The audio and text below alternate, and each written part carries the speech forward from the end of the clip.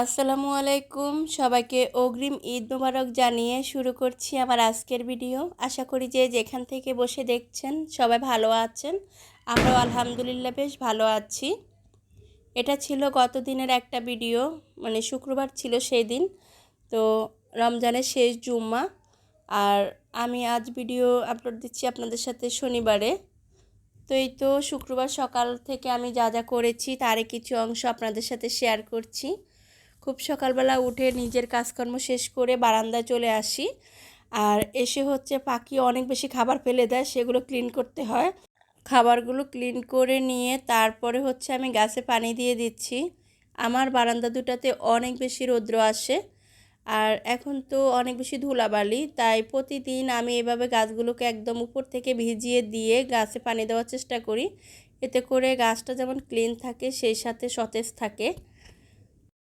এখন চলে এসেছি কিচেনে। কয়েকদিন আগে হাজব্যান্ডকে বলেছিলাম এই যে ডিম পাড়া মুরগিগুলো, এগুলোর স্কিন খেতে বেশ ভালো লাগে। দেশীয় মুরগির চামড়ার একটা ফিল পাওয়া যায়। তো সে শুনে আমার জন্য গতদিন অনেকগুলো মুরগি নিয়ে এসেছে। আর এগুলোকে আমি এখন সকালবেলা চুলোতে খুব ভালো করে ছেঁকে নিয়েছি। এগুলোর পাতলা পাতলা একটা টাইপের চুল থাকে, সেগুলো চুলোতে ছেঁকে নিলে খুব সুন্দরভাবে পুড়ে যায়। খুব ভালো করে ক্লিন করে খালাকে দিয়েছি, খালা কেটে কুটে দিয়েছে। আর এদিক থেকে আমি অলমোস্ট রান্নাবান্না বসিয়ে দিয়েছি।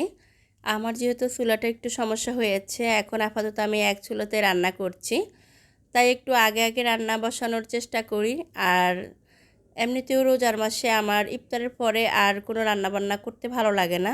আমি যত রাতের রান্নাবান্না করব ইফতারের আগে শেষ করার চেষ্টা করি।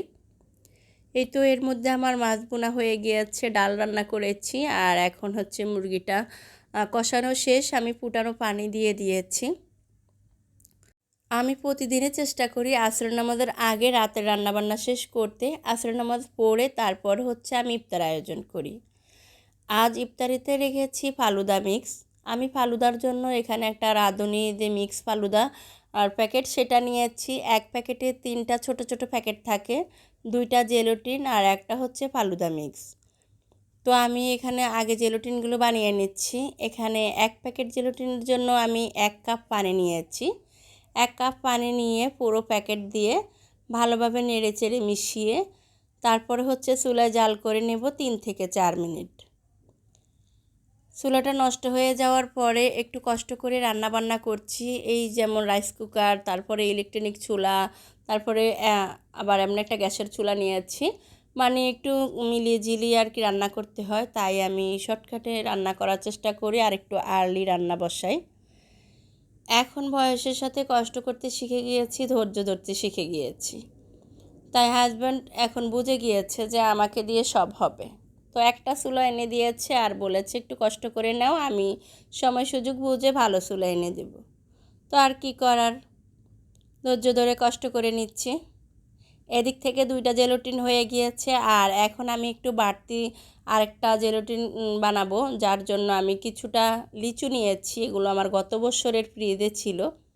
লিচুগুলোকে খুব ভালো করে ক্লিন করে নিয়ে বিচি ছাড়িয়ে ব্লেন্ডারে পেস্ট করে নিয়েছি। সাথে দিয়েছি 1 চামচ পরিমাণ আগার আগার পাউডার, সেটা দিয়ে এটাও আমি 3 থেকে 4 মিনিট জাল করে নিয়েছি।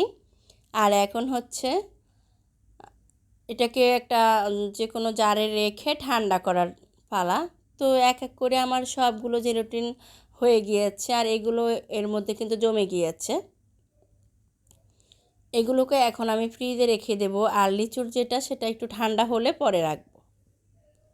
এখানে ফালুদা রান্না করার জন্য আমি 1 কেজি লিকুইড দুধ নিয়েছি। দুধটা খুব ভালো করে ফুটে আসলে আমি বাকি উপকরণ মিশাবো। এখানে ফালুদা মিক্সের যে নুডলস, চিনি, তারপর হচ্ছে সাবুদানা, সেগুলো আমি অ্যাড করেছি। অ্যাড করে খুব ভালো করে নেড়েচেড়ে মিশিয়ে নিচ্ছি। রান্না করব 10 মিনিটের মতো।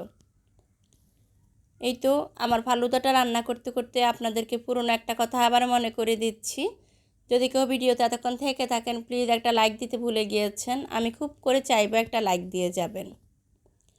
এখানে ছেলে আজ বায়না করেছে বেগুনি খাবে। তো যেহেতু রমজান শেষ, পুরো রমজানে আর এগুলো খাওয়া হয়নি, আজ যেহেতু বায়না করেছে তাই বেগুনি বানাচ্ছি। বেগুনির জন্য আমি 1 কাপ নিয়েছি বেসন, 1/2 কাপ নিয়েছি চালের গুঁড়া, 1.5 চামচ নিয়েছি কর্নফ্লাওয়ার, সামান্য নিয়েছি ফুড কালার, নিয়েছি লবণ, নিয়েছি মরিচের গুঁড়া, সামান্য পরিমাণ জিরা গুঁড়া, ধনিয়া গুঁড়া। এখন পরিমাণ মতো পানি দিয়ে পেস্ট করে নেব, রেখে দেবো 1 ঘন্টার জন্য রেস্টে। যাই হোক, আবারও আসি পুরনো কথায়। আপনি যদি ফেসবুক থেকে দেখে থাকেন প্লিজ পেজটা ফলো দিয়ে যাবেন। আপনি যদি ইউটিউব থেকে ভিডিওটা দেখে থাকেন ইউটিউব চ্যানেলটা সাবস্ক্রাইব করে যাবেন। আর লাইক কমেন্ট শেয়ার করতে ভুলবেন না। লাইক কমেন্ট শেয়ারটা অবশ্যই করে যাবেন, এখানে কোনো কিপটামি করবেন না, কারণ আপনাদের একটা লাইক, আপনাদের একটা শেয়ার আমাকে অনেক ভাইয়াপুর কাছে পৌঁছে যেতে সাহায্য করবে, আমার এই চ্যানেলটাকে ধীরে ধীরে বড় করতে সাহায্য করবে। তো আমি খুব করে চাইবো আমার চ্যানেলটাকে বড় হতে আপনারা সাহায্য করবেন। আর যারা অলরেডি এই কাজটি করেছেন তাদেরকে অসংখ্য ধন্যবাদ। যাই হোক, আবারও আসি ভিডিওতে। এখন হচ্ছে আমি বেগুনের জন্য যে বেগুন কেটেছি সেটা একটু লবণ মেখে রাখবো। আমি কিন্তু এই ক্ষেত্রে বেসনে খুবই কম লবণ অ্যাড করেছি, কারণ যেহেতু বেগুনিতে আমি একটু লবণ মেখে রাখবো, এতে করে বেগুনের যে এক্সট্রা পানি সেটা চলে যাবে আর বেগুনিটা খেতে বেশ ক্রিস্পি হবে।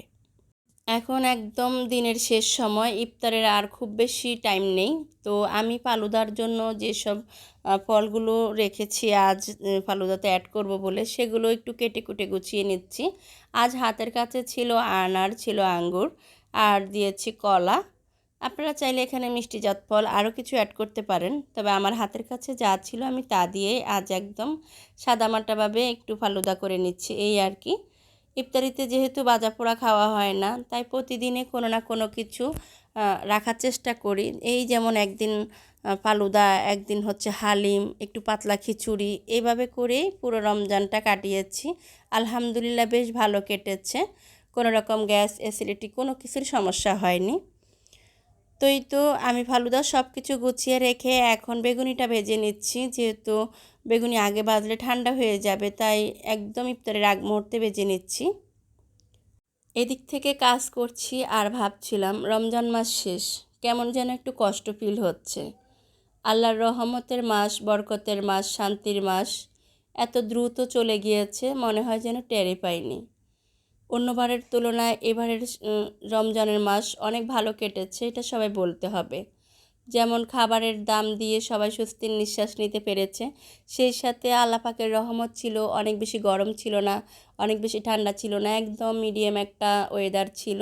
সব মিলিয়ে রমজানটা এত ভালো কাটিয়েছি, আলহামদুলিল্লাহ আলহামদুলিল্লাহ। আমার মতো কার কার এমন মনে হয়েছে কমেন্টসে জানাবেন কিন্তু। এটা হচ্ছে সন্ধ্যার পর হাজব্যান্ডকে একদম ধরে বেঁধে নিয়ে এসেছি আজ শপিংয়ে। সবার শপিং করে দিয়েছে, সবার কেনাকাটা শেষ, সবার সব পাওনা দেওনা সে বুঝিয়ে দিয়েছে, কিন্তু তার নিজের জন্য সে কিচ্ছু করবে না। এটা শুধু এই বছর না, প্রত্যেকটা বছর সে এমন করে, আর আমাকে অনেক জোর করে করে তার জন্য কেনাকাটা করতে হয়। তো এবারও সে একই অবস্থা, কেনাকাটা করবে না। সেদিন শুধু এক জোড়া জুতা নিয়েছে, তাও সেটা খুব বেশি প্রয়োজন ছিল বলে।